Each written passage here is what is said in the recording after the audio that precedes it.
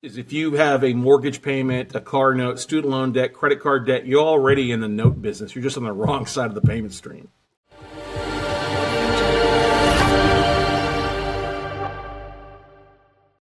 All right, welcome back to the Wealth Independence Podcast, where freedom leads and real wealth follows. I'm Dustin Bailey, and I'm here with Adam Penn.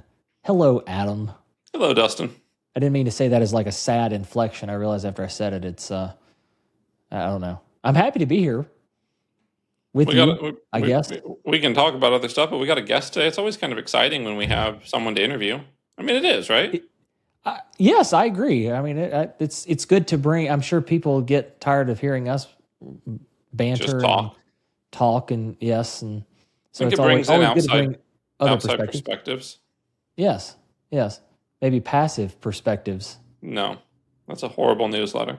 It is. It's a great newsletter. If you're not signed up for my newsletter, every Friday, send out some thoughts on passive investing. Go to passiveperspectives.com. Wasn't planning on plugging that, but that works. Well, we can get right into it since you went ahead and sort of jumped the gun there on me. I didn't jump the gun. I was just saying I'm excited for the interview. I'm excited too. So we'll go ahead and do the intro here. So we've got Scott Carson who's joining us today. Known as the Note Guy, he buys and sells notes, so mortgages.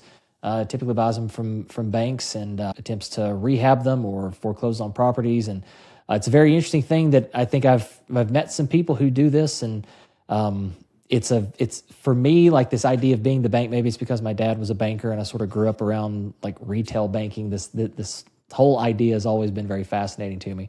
It's one of the reasons I like our private credit fund. But we haven't had a guest on before, and actually, Scott, we got connected because he commented on one of my LinkedIn posts, I guess last week from when we're recording this, and he actually made a comment about brisket of all things, and so I was like, he does notes and likes brisket, lives in Austin. We need to have him on the podcast. So extended an invite. And he was nice enough to join us. So I'm excited. Like I said, we haven't had anybody on before that talks about this space, and I think it's a super fascinating way to invest in real estate. That you're not really dealing with the real estate all that much. You're dealing with the paper. So I'm excited to have him on. I don't know, Adam, any other comments? I just think it's a nice secondary way of doing it, right? Very hands-off, especially for people looking for a passive investment. It's truly pretty passive. Yep, absolutely. Well, with that, we will dive right into the interview. Scott, we're happy to have you on the show today. Do you want to start by telling our listeners just a little bit about yourself and your background? No, not really, but I will for you guys. We'll call it there then. Yeah. Done! No. I'm out of Austin, Texas. I am known as the Note Guy. I've been a real estate investor since 2001, and since 2006, 2007, I've been basically buying mortgage debt on residential commercial properties. That's basically all I've done since 2010 is just buy the debt side of the business of distress, and bought over $1 billion in residential commercial debt from banks and hedge funds. I buy in about 20 to 30 states. And I try to avoid the bad investor cities and states out there. I don't buy in New York, New Jersey, where it takes forever to foreclose, but we do buy in a mixture of non-judicial and judicial states, including Tennessee, including Adam's favorite town of Memphis right now. We've bought stuff there. But I like being the bank. I don't want to actually own the real estate. I like being the lender, even though we do end up with real estate because we'll foreclose and take stuff back. But I like the power of paper. I always call it the sexy side of real estate because there's no property maintenance, no toilet stands and trash outs for the most part. And I think there's a ton of opportunity. I started buying mortgage debt back really, especially a lot of small balance commercial stuff back in 2008. And I think there's a huge opportunity in the market right now. We're obviously all seeing distress taking place. And I think with what you guys are doing here with WIP, the Wealth Independence Podcast, you're whipping it good, fellas. So glad to share anything I can with your audience. Can you walk us through a little bit? They do just start doing anything, but one doesn't just, one day decide we're going to start buying $1 million mortgage-backed securities. What did that look like? Because you were primarily just real estate investor, right? And then kind of shifted. Yeah, exactly. I got drunk on a bottle of Blanton's, like the one behind your head right now. Yeah, You know, I drank that much before we started. I the don't show, doubt so. it. I don't doubt. I've dealt with Memphis before. So what was funny? So I was actually looking at buying a 4-unit strip mall here in Austin, Texas, back in the day, and I had an offer on it, and then it got pulled because the mortgage got sold. All right, and the note got sold out from underneath it. I'm like, oh, well, that's interesting. And I had a mentor that I started a mortgage company with who made a lot of money during the 80s, during the savings and loan crisis back in the days when everything started hitting the fan. He was like, he was teaching a lot on like owner financing property and creating, getting creative. And that's what most people think about note investing, is somebody selling or buying on terms, right? Well, he was like, this is a great time with all the amount of distressed mortgages from banks to start, reaching out and buying the deck. So I took his theories and what he kind of taught me, and I applied it by just kind of dialing for dollars, making 50 to 100 phone calls a day to banks and asset managers. And especially in this fourplex, it had a laundromat on one side, a Pizza Hut, a cash checking place, and there was a pawn shop was the fourth. I remember it right off of Airport Boulevard here in Austin, Texas. I still drive by it every once in a while and just kind of give it a middle finger. But anyway, I found out that Capital One was the lender on that originally. And so it took me about 3 weeks and 70 phone calls to get into the right department. But once I finally got into that department, this lady, Amy, who was the asset manager for their small balance commercial, like, yeah, we sold the note on that one, but we've got a few others. Let me send you over a spreadsheet and a PDF. And it was this huge 33-page PDF with everything in 6-point font, anywhere from like $100,000 little small commercial note all the way up to a couple $1 million apartment complex out in LA. And I was like, what do you want for these? I can't buy these all. She's like, no. We don't need you to buy anything or buy everything. Just buy something, And so I started making offers. And at first I would flip the paper because I would get it under contract at a good price and wholesale it for $50,000 to $100,000 quick profit in 30 days. And I was like, this is a niche that nobody's seeing, and then I started contacting other asset managers off of LinkedIn and stuff like that. And these lenders were sending me these lists, huge lists that I could cherry pick from. And so coming from the residential side, where most people are used to, sending out yellow letters, door knocking, and sending out postcards, trying to get one lead, I was like, well, this is coming to me. It's feeding me on a regular basis. I don't have to do as much work, and I got all this opportunity. Now, it wasn't all in my backyard in Austin, Texas, so I had to leverage my nationwide relationships or create some. But that's kind of why I just sunk my teeth into it. It's like no overhead for marketing like most people experience. And I was getting bigger deals, bigger discounts, and ultimately making some great yields on it. And I just that's what I hung my hat on. I saw a niche and just started buying as much as I could. And of course, the big regret here, 18 years later, I wish I had bought more. You know what I mean? Always. Can you tell us a little bit about how a note sale is structured, right? Because there's a face value of the note, there's the price someone pays versus the rate. Can you just walk us through how some of that works? Yeah. So when you buy the debt from a bank or lender, you are literally stepping into the bank's shoes. Okay. And so I always say you're not buying the property. You're literally buying like this. This is like a loan file for one note we're buying. Okay. Now this is a $75,000 note and a little, small property in Kankakee, Illinois. I paid $24,000 on, right? But the borrower still owed the debt. So when you buy that mortgage note, especially if it's non-performing, you're going to buy that receivable at a discount usually. I try to get a double-digit yield or mid-teens yield when we buy something. Okay. Now the borrower still owes what they owe. The property's still worth what it's owed. So you're going to evaluate what's owed on the unpaid principal balance and then the legal balance. The legal balance is going to be higher because it's going to take in consideration the past due payments, any late fees. Some states allow you to add attorney fees on there, as others won't. And you're going to compare that balance to the true value of the property. And obviously, pulling values on property is you're pulling comps and rent rolls and other things like that too to figure out what your value is. And you're going to determine, is the property underwater where they owe more than the property's worth, or is there some equity? And if there is some equity, you as the lender don't necessarily get access to that equity. You're only really entitled to the full legal balance on it. So you'll make an offer to the lender on a percentage. Like if it's got more than 25% of equity, usually the lender is going to want you to come in around 75, 80, 85 cents of the legal balance because there's all this equity. Now, if it's the reverse where they owe more than the property's worth, I'm really never going to come in above 60, 65% of fair market value or my comps that because I've got to be at a spot if I'm going to go through a foreclosure process and have to rehab the property for me. I got to keep my profit margin in there, and I kind of create my own equity. Borrower still owes, say, 250, but that place is only worth 200. I may pick it up at 150, and I can still work it out with the borrower. We like to do that most of the time and turn it into great cash flow, because if it's a 6% interest rate on a property and I buy it at 50 cents and the borrower just starts reinstating, that's a 12% cash and cash return to me, even if they don't bring any money to the table. You know what I mean? Yeah, and that's the important part that I think you kind of said earlier, but I don't know if everyone heard. When you buy, let's go with the example of a $100,000 note, face value, at a 5% interest rate, that's 5% a year. But if you can buy it at half of its value, $50,000 is what you're paying out of pocket, and that borrower just starts making their payments again, you're really making 10%, right? Because they're still paying the 5% on the note. So that's where you can really kind of start to create a lot of higher double digits returns that you said in the beginning. Exactly. Totally. That's exactly. And then we never allow a borrower to reinstate without bringing some skin in the game. You haven't paid in 2 years, so you're really owed like 110 or 115. Well, since you haven't paid in 2 years, bring 4 months of payments to the table. That's the minimum that we want. I mean, if you're beyond a year, we want 4 months. Usually about a third of what they're behind on. And so if we do that, now we've gotten, extra skin on the front end. I kind of call it a cha-ching. You get cha-ching with a little bit of skin in the front end, cha-ching with monthly payments.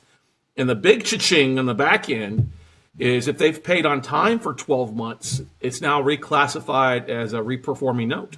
And now the value of it on the secondary market or note buyers or banks or lenders goes up. So if I bought it at 50, I could turn around and sell it to somebody at 80 cents on the dollar. I got cash flow, skin in the game, and then I got a big upside. If I bought it at 50, I sold it at 80. I just made a great return on my money without ever having to rehab the property or foreclose. Now, so I always wish they would. Sorry, go ahead, Adam. No, I was just going to say, why wouldn't the bank just do that, right? And I think I kind of know the answer, but what does that's a tedious process, right? To go do all that. It can be. I mean, when you have every state has a different foreclosure time frame. Some states are easier to do that in because they've got the court bearing down them. Like in Texas, we foreclose quickly. Georgia's fast. Your non-judicial states are going to usually do that in 90. I mean, Tennessee, we're talking about them, is 120 days in default, and then you can foreclose. So you have that kind of bearing down on. Now, a lender, why would they sell a note? I mean, they're going to try to work out something with the borrower. They really don't want to foreclose, but they may have, maybe their hands might be tied, because for every loan that's non-performing with a bank has to keep that much money back in reserves that they can't lend out. Okay. Mm-hmm. So that keeps them from being able to lend money out that they could be making, 18% on credit cards or 7% on a line of credit or, 5% on a mortgage loan, stuff like that. So they want to get it off their balance sheet. Exactly. Because they don't have to hold it. And if they get 50 cents on the dollar or 60 cents on the dollar, they'll take the haircut because they can leverage that 50, 60% now and be making more money on it. And if it's in a longer foreclosure state, they don't want to have it tied up for 12 or 24 months either. It's a non-performing asset for them. They're paying insurance on it. They've got to pay. We all know banks are going to have to pay more to rehab a property than what we do as individual investors. So it's more in the cost basis. And like I said, how they leverage money and the reserve side, a lot of times it's worth it for them. Now, we are seeing kind of something funny now, too, in the multifamily space. We've seen a lot of these big multifamily, and by big, I mean 200 units or greater. We've seen a lot of them be in trouble in the last couple of years, obviously.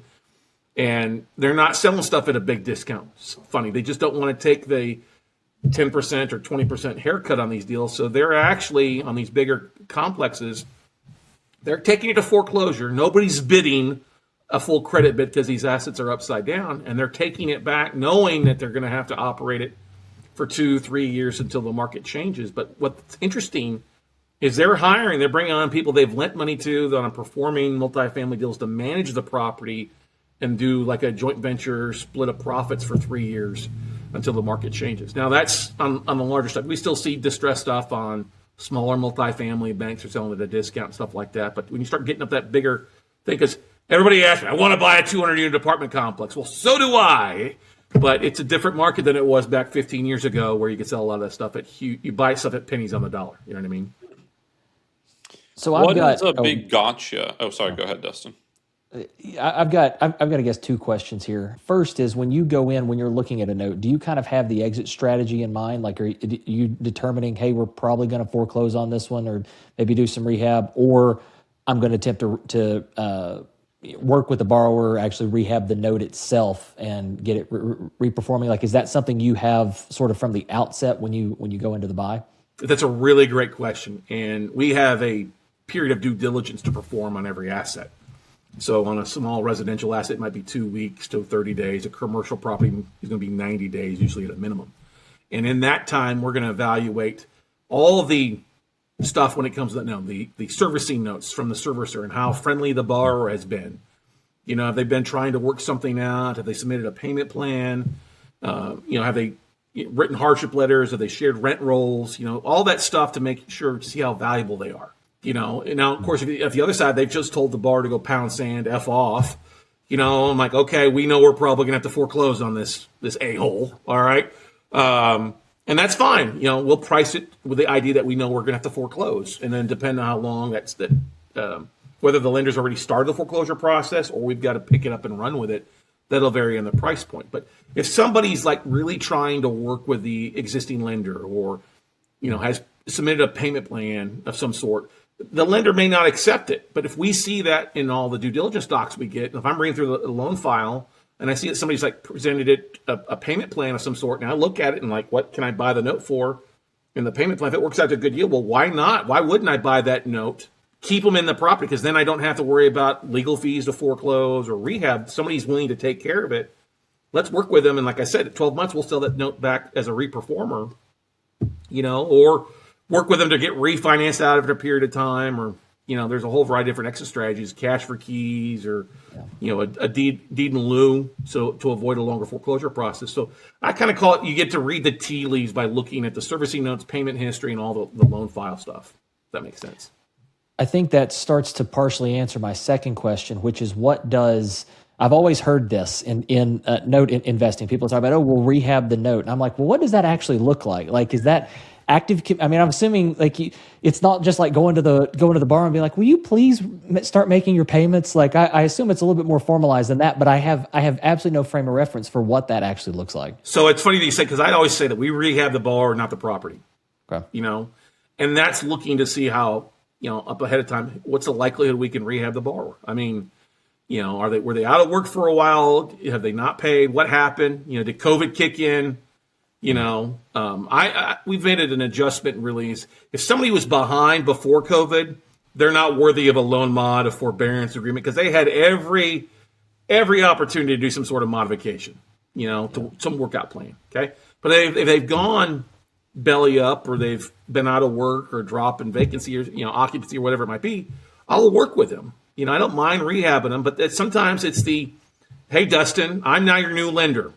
I saw that you submitted a workout plan with a previous lender. Could you do that? What's the issue? I'm willing to work with you, but you got to work with me. Yeah. I'm willing to give you a forbearance plan for 6 months and then modify. But you got to follow A, B, and C. If you don't follow A, B, and C to letter, I'm not going to allow you to modify. I'm going to start the foreclosure process, and then you're dealing with my attorney, and they are not as friendly as I am. You know what I mean? So, and the great thing, like on our residential stuff, we get 70% of the time, we're able to keep people in their houses. We're able to work out some sort of payment plan. The other 30, it's going to be some sort of like cash for keys. They need to leave because they can't afford it, or we're going to give them some money for their equity because they just can't do anything. They don't want to be in it. Or we'll foreclose, and that is just you got to be prepared to foreclose along the side. Commercial side, it's also different on an asset by asset class basis. What's really going on with the borrower? It really does. I like to say that comes down to location, because you got to know what's going on with that asset. Every asset class is different, but it's like it's just literally, hey, can you pay? We'll give you 30 to 60 days to start to do something. I'm not going to be one of these guys. Let's double check everything down to a fine tooth. I'm like, no BS. What can you do? What can't you do? And let's work out a plan. If there's no plan, then there's a plan to liquidate the asset or you to give the asset back, and I'll let you walk. Now if you're way upside down, I'm not going to let you walk. We're going to have to go through a foreclosure to be able to kind of clean up the title on it so it becomes a marketable asset. But it is like that. You're literally on Residential assets, you've got a servicer or attorney that's reaching out on your behalf to try to work with the borrower. And on the commercial side, I like to get more involved with that and say, listen, what's going on? Let's not BS the BSer here. Yeah. You know, what can you do? What can't you do? And let's put a plan in place. Otherwise, you're costing me money because it costs me. I'm raising capital to fund these deals. It's cost me because my money's not free. So let's get something going, rock and roll. We're going to finish the foreclosure, and I like to help people if I can. Sometimes we forgive debt, let them walk, but other times you just got to be. You're in this for a business, not to donate to a charity. You know what I mean? Yeah. What are some items that you never would have known to look out for before being in this business that you didn't even cross your radar, and now you're like, well, that's pretty obvious and happens all the time? I don't buy notes with 4 borrowers on it. Okay. Like 2 couples, you see that sometimes. People will have like 4 borrowers. That's a recipe for bankruptcy distress, where somebody can file bankruptcy, next person files bankruptcy, next person files bankruptcy. So that's one big thing. When I first started off, guys, I foreclosed on everything my first 2 years when I should have been more willing to work it out. I would have made more cash flow, less expenses, and higher profits if I'd have worked that way versus coming from like the fix and flip side of things. Mm-hmm. Okay. The next thing that is great is the right to collect rents if it's a commercial note. I love that. If it's a non-performing, guess what? We'll go ahead and start collecting rents because we have the right. That little clause of that mortgage really takes a lot of the whole lack of motivation to pay you from a borrower when you start collecting the rents that they're living off of. You know what I mean? Or they're robbing from Peter to pay Paul. Like, nope, I'm Paul. I'm robbing you, Peter, and going to collect these rents. So that's the thing I look for. What's going in. The really just looking at not only the paper, the borrower. And then also really what's going on with that property. Numbers may look good on paper, but never buy a note you don't want to end up owning the asset on is probably the number one cardinal rule that everybody. I bought some notes like I probably shouldn't have bought that note. So that's one big thing. I like that asset. Great. I may not live in it or may not operate it myself, but it's a good, pretty decent asset I'll buy. Even if the numbers look good, it's not worth the headache. You know what I mean? Yeah. Dustin, any other questions that you want to?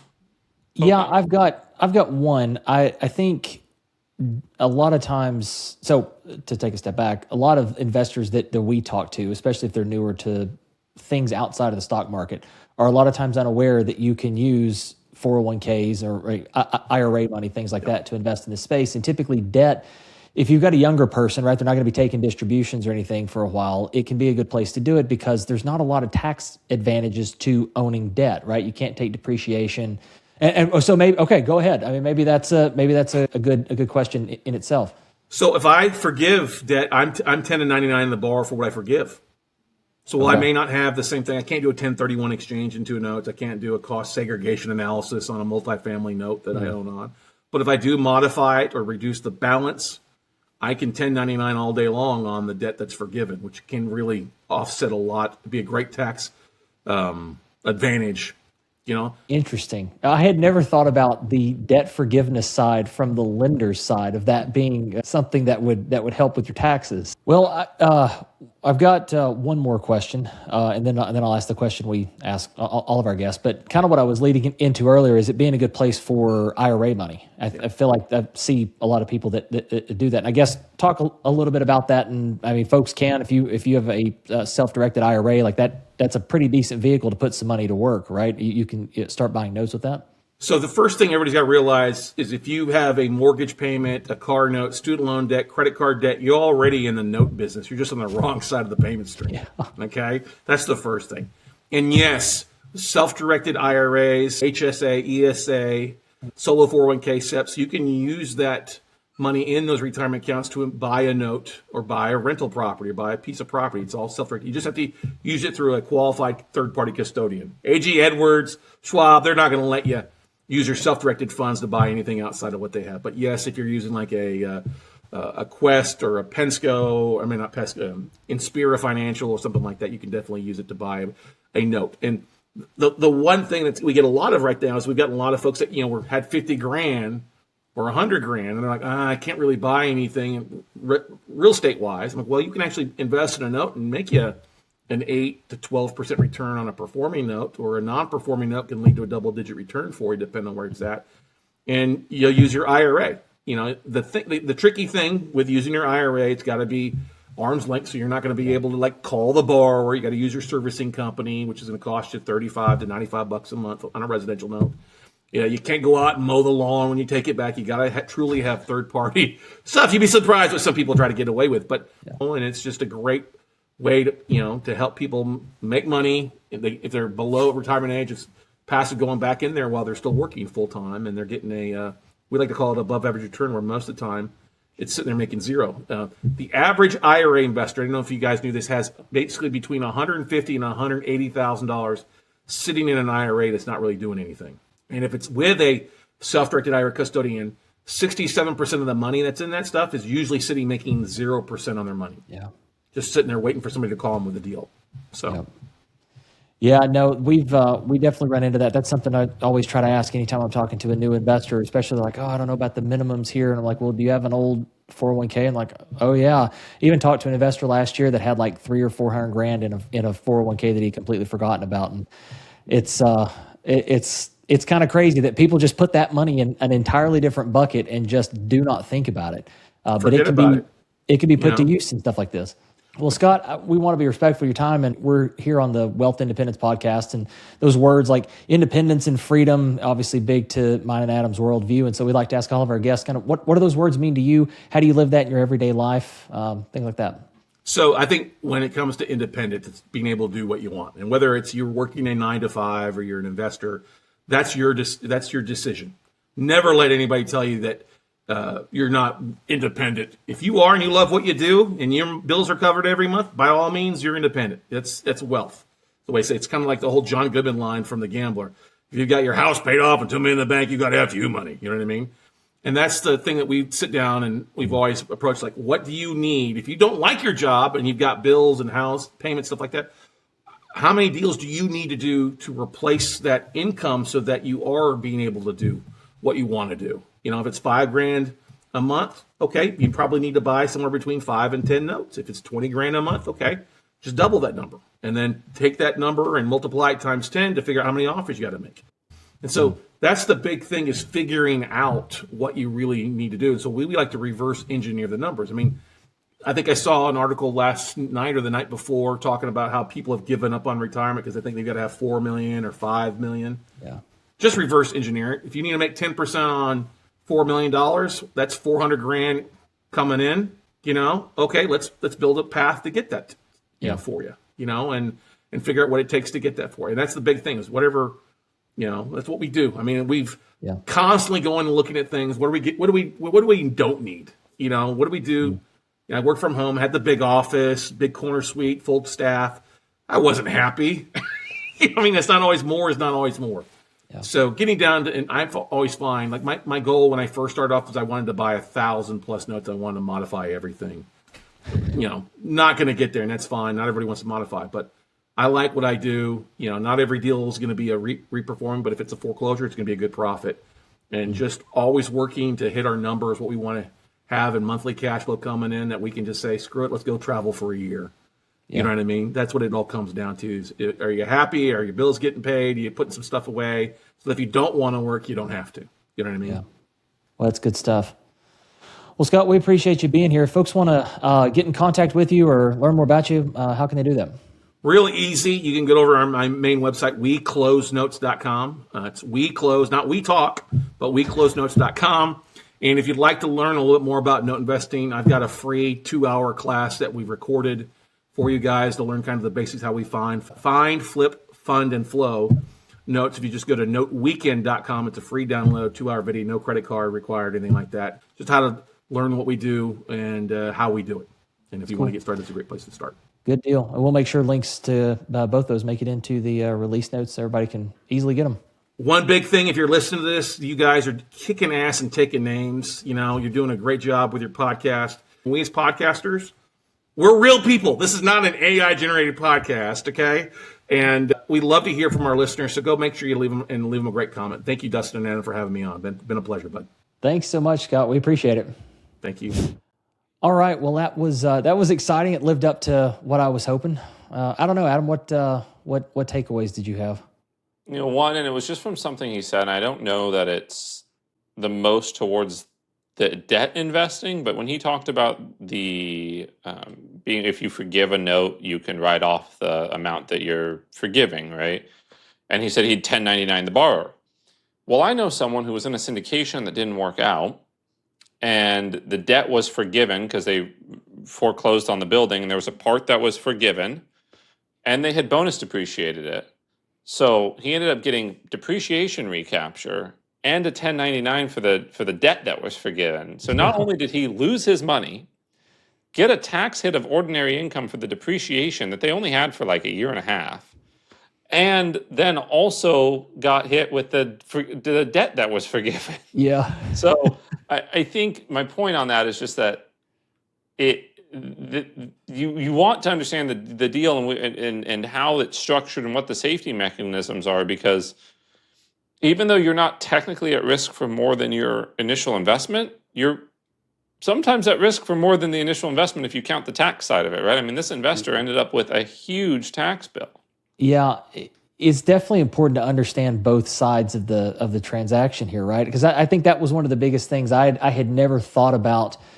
Like you always have heard that if you have a mortgage forgiven or something like that, the debt forgiveness, that gets counted as taxable income, right? But I've never thought about the fact that from the borrower standpoint, that's an expense, and then that now reduces your taxable income. And so, yeah, I was fascinated by that, and just the space in general. I mean, like I said earlier, I've always thought that the idea of being the bank and owning the paper, like that's just super fascinating to me. And it also ticks some things in my finance brain. I'm glad you brought out during the interview, you called out sort of that idea of buying at a discount and then what that does to the effective yield, because any sort of debt instrument works this way. Like you can buy bonds through your brokerage account, like distressed bonds.